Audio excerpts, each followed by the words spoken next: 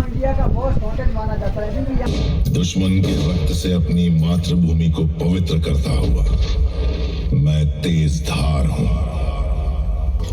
सलाम उन माओ को जिन्होंने अपनी कोख से ऐसे वीर सपूतों को पैदा किया, और मेरी भारत मां के बहादुर शूरवीर हमेशा विजयी रहे।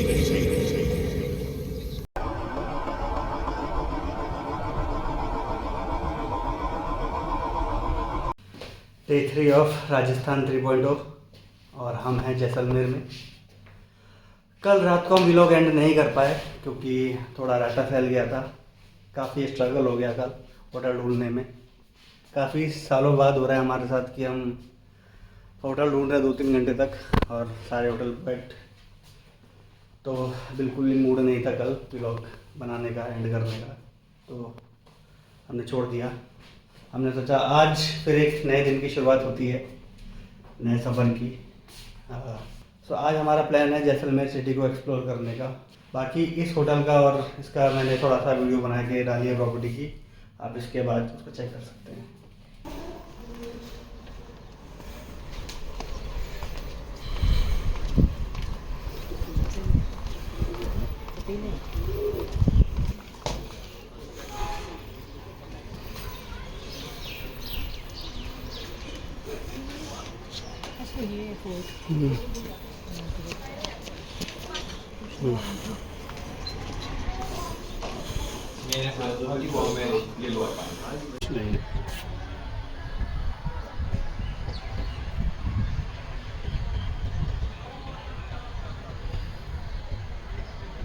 हाँ, तो अभी देखने अभी पैकिंग हो चुकी है ऑलमोस्ट, और बस निकलेंगे। इस होटल को छोड़ेंगे क्योंकि काफ़ी कॉस्टली पड़ा हमें। हम एक मीडियम से होटल में जाएंगे, वहाँ स्टे करेंगे। सो गाइस, इसी के साथ निकलते हैं हम लोग होटल ग्रैंड खलीफा से। ओवरऑल बात की जाए तो हमारा स्टे काफ़ी एवरेज था। हमारा रूम काफ़ी बेसिक सा था, ज़्यादा कोई एमिनिटीज़ नहीं थी उसमें, जो कि हमें 7000 का पड़ा। माइट भी होटल के दूसरे रूम अच्छे हो सकते हैं, लेकिन वो आप सोच सकते हैं कितने ज़्यादा कॉस्टली होंगे। और इसके अलावा जो ब्रेकफास्ट था वो भी काफ़ी बेसिक था, बहुत ही लिमिटेड ऑप्शंस थे ब्रेकफास्ट के लिए। इससे काफ़ी अच्छा हमारा ब्रेकफास्ट बीकानेर का था, जहाँ हमें मल्टीपल ऑप्शंस मिले और उसका टेस्ट भी काफ़ी अच्छा था। तो जैसा कि हमारा एक्सपीरियंस ज़्यादा अच्छा नहीं रहा होटल में, तो हमने सोचा कि चलो हमें एक दिन और जैसलमेर रुकना है, तो हम होटल चेंज कर देते हैं। और हमने एक दूसरे होटल में शिफ्ट हो गए। हमने तय किया कि हम अपना सारा सामान एक दूसरे होटल में रख के फिर जैसलमेर घूमने जाएंगे। तो सबसे पहले हमने अपनी गाड़ी मोड़ ली जैसलमेर फोर्ट की तरफ, क्योंकि हमारे होटल से जैसलमेर फोर्ट काफ़ी पास था। तो हमने सोचा दिन की शुरुआत की जाए जैसलमेर फोर्ट से। आइए चलते हैं जैसलमेर फोर्ट की तरफ और आपको कराते हैं जैसलमेर फोर्ट की सैर। पार्किंग 1, अच्छा पार्किंग 1 है, 3 पार्किंग है, और भी पार्किंग होती है आगे वैसे। पहले भी इसी में कर। हाँ, करूँगा तो इसी में। Attention to riders.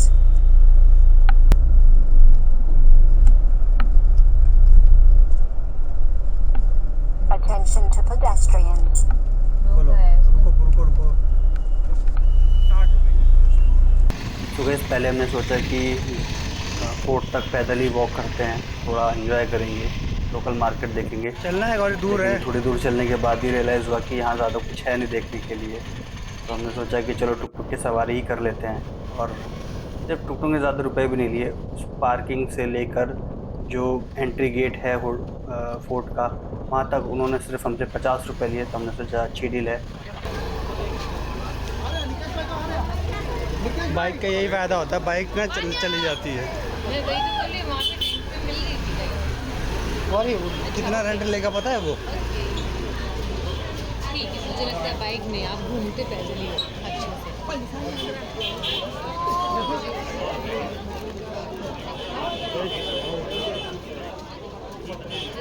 यहीं से लेने हैं मेरे को।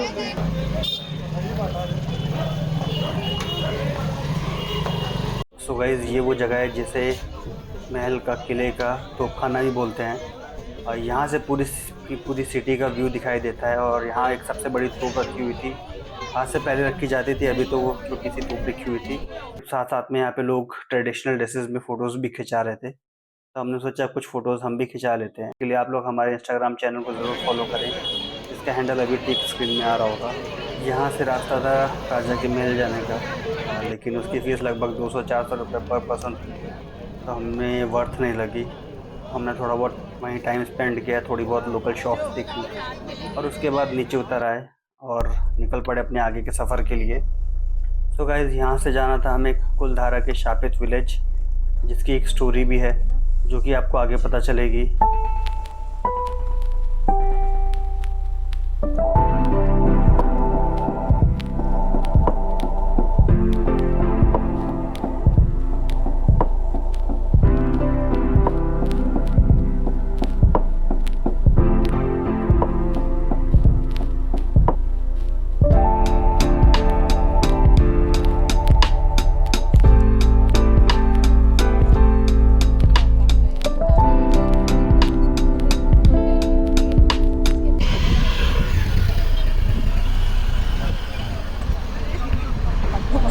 Pedestrians.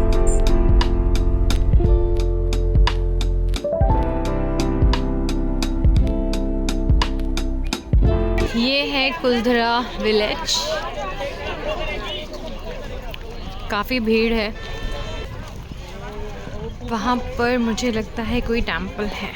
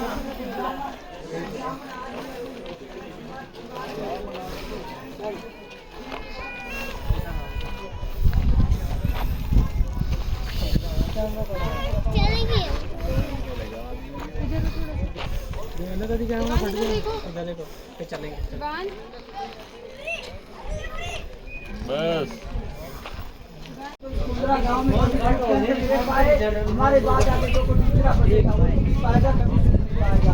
उनका आज भी खराब चल रहा है और आज भी ये गांव इंडिया का मोस्ट हॉन्टेड माना जाता है, क्योंकि यहाँ पर रात के समय में आवाजें वगैरह आती रहती है और हाँ भूत की और इस गाँव को जितने भी वापस बचाने की कोशिश की तो आज सफल रही। जो कि यहाँ पर रहने आता तो किसी का परिवार उजड़ जाता, किसी के साथ क्या होता तो लोगों को पता चला कुलधरा शराब से पहुंचे थे तो वापस लोग रेगिस्तान की ओर चले गए। इस गांव के ऊपर एक बॉलीवुड की पूरी मूवी बन चुकी है जिसका नाम है कालो कालो द डेजर्ट, जिसके ऊपर बनी है, इसके अंदर बनी है। तो यहाँ पर 2016 के अंदर जो दिल्ली से आया था पैरानॉर्मल सोसाइटी से बहुत बीमारी करती है, हमने भी यहाँ पर कैमरे लगाए थे, उसके भी कैमरे ब्लास्ट हो गए थे। कुलधरा के जाने के बाद एक सप्ताह बाद उसकी भी मौत हो गई। आइए आगे सो गाइज़, ये था कुलधारा विलेज, जहाँ अब काफ़ी ज़्यादा लोग आते हैं, लेकिन आज भी इसे हॉन्टेड माना जाता है। लेकिन हमने देखा कि गांव के बिल्कुल साइड में ही बॉर्डर पे कुछ लोग आज भी खेती कर रहे हैं, लोग वहाँ रह भी रहे हैं। इसके बाद हम लोग गए पास ही के एक मंदिर में, जहाँ माना जाता है कि वहाँ जाना ज़रूरी होता है। तो हम वहाँ गए, हमने वहाँ हाथ जोड़े। वहाँ फ़ोटो लेना मना था, तो हमने सोचा कोई भी रिकॉर्डिंग या कुछ भी फ़ोटो वोटो नहीं लेते हैं। यहाँ आने के लिए, देखने के लिए आप ज़रूर इस तरफ आएँ। सो इसके बाद हमारे पास टाइम काफ़ी बचा था, तो हमने सोचा चलते हैं सैंड ड्यून्स और कोशिश करते हैं आज अपने रिज़ॉर्ट की बुकिंग करने की, ताकि कल डायरेक्टली हम लोग आएँ अपने रिज़ॉर्ट में, सामान छोड़ें और निकल जाएँ टनौत माता के लिए।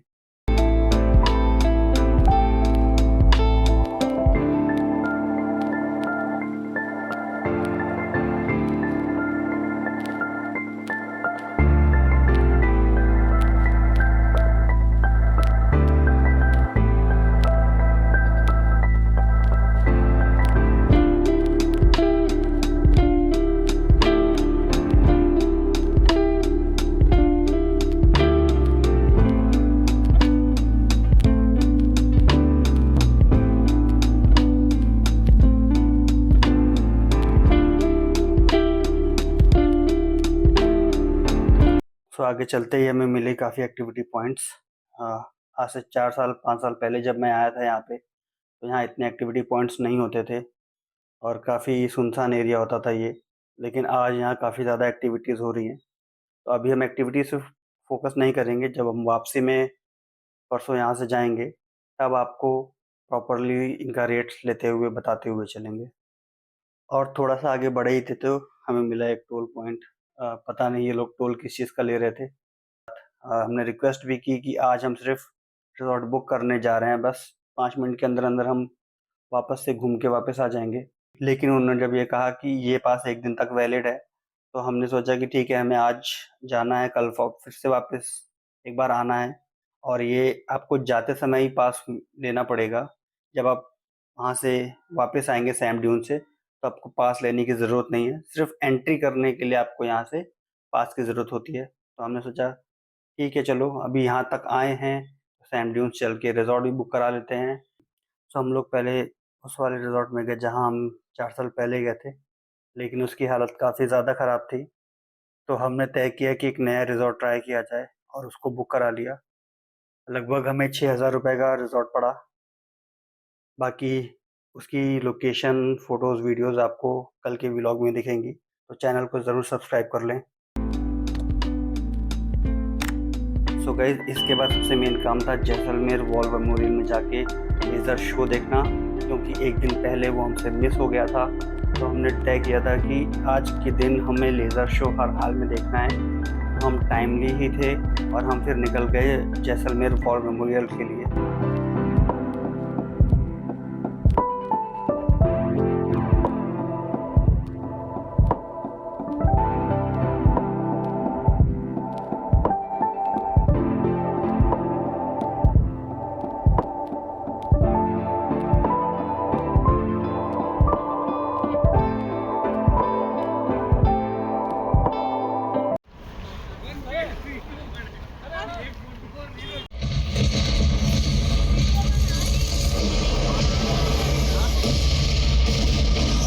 धरती को नमन करते हुए मैं आपका स्वागत करता हूं जैसलमेर वॉर म्यूजियम में। एक ऐसा म्यूजियम जो समर्पित है भारतीय सेना, दुश्मन के रक्त से अपनी मातृभूमि को पवित्र करता हुआ। मैं तेज धार हूं, एक सिपाही का हथियार हूं। अपने सरों पर कफन बांधकर घर की चौखट लांघने वाले जांबाज बहादुरों के बलिदानों से दहकती दास्तान का चश्मदीद गवा रहा हूं मैं। कंपनी पोस्ट के पास आते ही माइनफील्ड से अनजान और आत्मविश्वास में अंधे हो चुके पाकिस्तानी कमांडर को पहला झटका लगा। एंटी टैंक माइनफील्ड ने पहला शिकार एक पाकिस्तानी टैंक को बनाया, जिसमें वो टैंक बर्बाद हो गया। इस सफलता के बाद सिपाहियों के हमलों को रोकने का काम कंपनी के एमएमजी पोस्ट पर तैनात सिपाही जगजीत सिंह ने बखूबी किया। कानपुरी, जो बाद में ब्रिगेडियर बने, उन्हें देश के दूसरे सर्वोच्च युद्ध पदक महावीर चक्र से सम्मानित किया गया। विंग कमांडर बाबा और उनके जाबाज फाइटर पायलट्स, जिसमें स्क्वाड्रन लीडर बाली, फ्लाइट लेफ्टिनेंट गोसाई, फ्लाइट लेफ्टिनेंट पीके दास ने महत्वपूर्ण भूमिका निभाई। विजयी गाथा बन गई। 16 दिसंबर 1971 को भारत पाक युद्ध की समाप्ति की घोषणा की गई। ढाका में 93,000 पाकिस्तानी सैनिकों ने हमारे परचम के आगे घुटने टेक दिए और Pakistani lieutenant general AAK Niazi ने लेफ्टिनेंट जनरल JS अरोरा के सामने आत्मसमर्पण दस्तावेज पर हस्ताक्षर किए। इस युद्ध के दौरान भारतीय सेना के 11,880 जाबाज ऑफिसर्स, JCOs व जवानों ने अपनी शहादत दी। वक्त एक ऐसा पड़ाव साबित हुआ जिसने इतिहास का रुख ही बदल दिया। जो मुल्क हमें तोड़ने के मंसूबे बना रहा था, वो खुद ही 2 हिस्सों में तकसीम हो गया।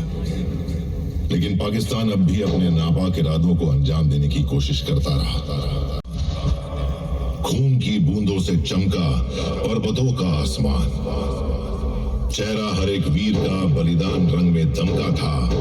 प्रेरी हिमालय का हर पत्थर यही बस कहता था, मुश्किल चुनौती है मगर कदमों को हम ना रुकने दें। शीश मातृभूमि का दुश्मन के आगे ना झुकने दें। वीरता से काम ले, तू बस विजय का नाम ले। दुश्मनों को दे मिटा, ऊंचा तिरंगा थाम ले। हमारी सरहदों के निगहबान, मुल्क की अमनो शांति के रखवाले, भारत माता के सुरक्षा कवच, जांबाज जवानों को सलाम। सलाम उन माओं को जिन्होंने अपनी कोख से ऐसे वीर सपूतों को पैदा किया। सलाम उन मासूमों को जिन्होंने कच्ची उम्र में मुल्क की खुशहाली की खातिर यतीमी की चादर ओढ़ ली। सलाम उन बूढ़े माँ बापों को जिन्होंने अपने लखते जिगर को मोर्चे पर डटे रहने के लिए रुखसत किया है। सलाम उन बूढ़े कंधों को जिन्होंने अपने लाल को कंधा दिया। आप सभी को मेरा तहे दिल से सलाम। मुझे गर्व है आप सभी पर। मुझे गर्व है अपने सैनिकों पर। मुझे गर्व है अपने सारे देश पर कि यहां हर एक मौजूद देशवासी के जहन में अपने देश प्रेम की ज्वाला जीवित है। और वादा करें कि इसे कभी मिटने नहीं देंगे, इस आंच को कभी धीमा नहीं पड़ने देंगे। और अंत में मेरी यही दुआ है कि मेरा देश अमर रहे, मेरा देश खुशहाल रहे और मेरी भारत मां के बहादुर शूरवीर हमेशा विजयी रहे। जय हिंद। भारत माता की जय।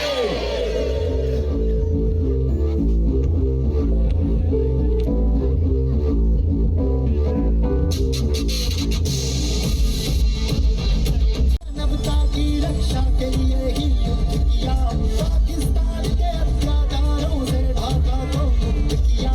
दुश्मनों ने तरफ से हम पे लगा रहा था घात, सभी मोर्चों पर दुश्मन ने हमसे भारी बात। जय जय भारत की सेना, जय जय भारत की सेना, जय जय भारत की सेना, जय जय भारत की सेना, जय जय भारत की सेना, जय जय भारत की सेना, जय जय भारत की सेना, जय जय भारत की सेना।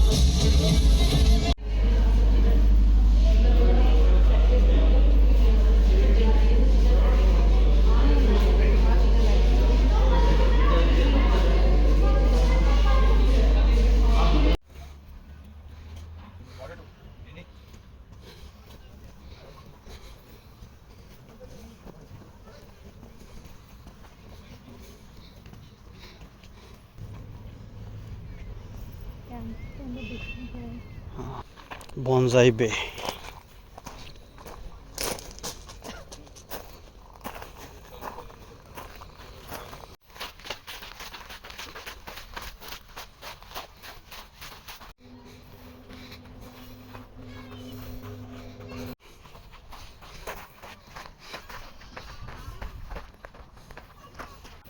वॉर मेमोरियल गार्डन में घूमने के तुरंत बाद लोग निकल पड़े अपने होटल के लिए, क्योंकि रात के 9 बज चुके थे और थोड़ी थोड़ी भूख भी लग रही थी। तो हमने सोचा कि डायरेक्टली चलते हैं होटल, थोड़ा करेंगे रेस्ट, क्योंकि आज सुबह से ही हम लोग घूम रहे हैं बाहर। तो हमने तय किया कि हम लोग जाएंगे सबसे पहले होटल, वहाँ करेंगे थोड़ा रेस्ट और फिर वहीं डिनर करके इस डे को कर देंगे यहीं पे एंड। तो आई थिंक इस व्लॉग के लिए इतना ही। मिलते हैं आपसे नेक्स्ट व्लॉग में, तब तक के लिए take care, bye bye and ride safe.